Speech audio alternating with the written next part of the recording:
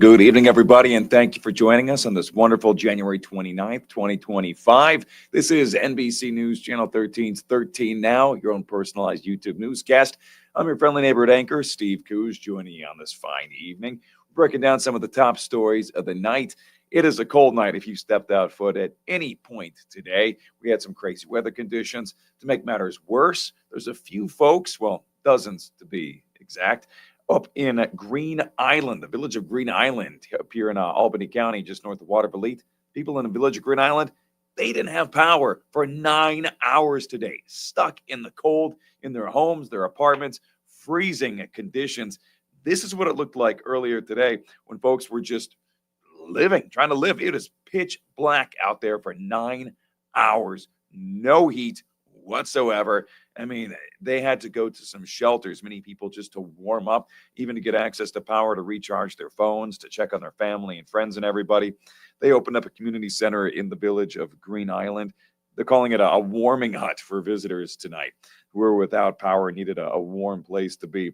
And again, when you see how dark it is out there, you can understand why these people look absolutely miserable.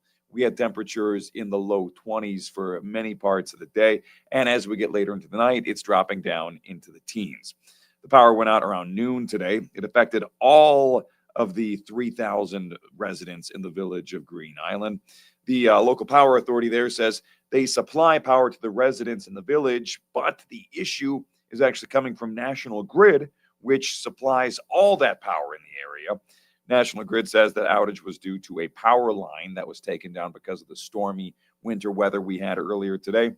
Good news for the residents of Greene Island. They are now back with the lights on, with their furnaces hopefully running. The power came back on just before 9:30 this evening, but overall, it's a tough day not having the heat in your own home for 9 hours. Another big story we're tracking tonight, the Colonie house fire, where 3 people lost their lives. We're now getting a better idea of who those people were.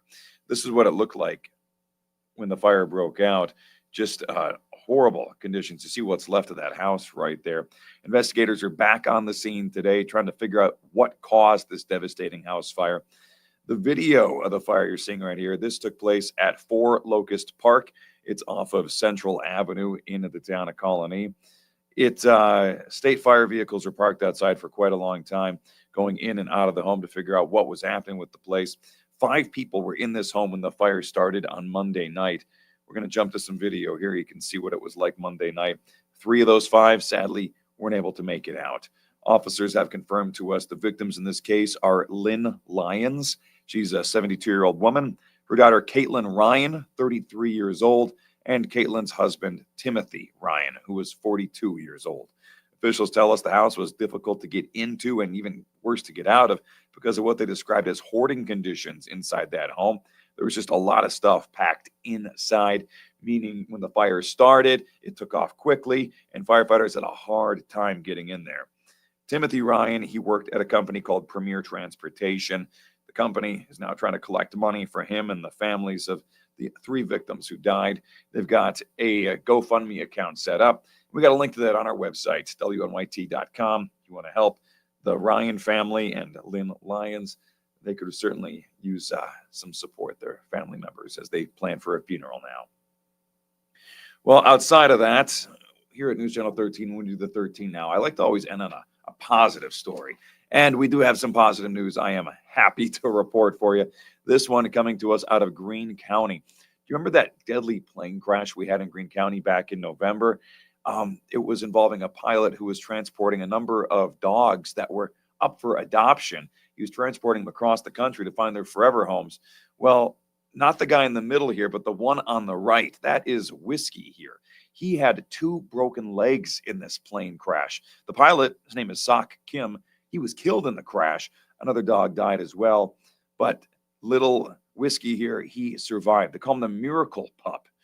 We are happy now to announce that Whiskey has been officially adopted.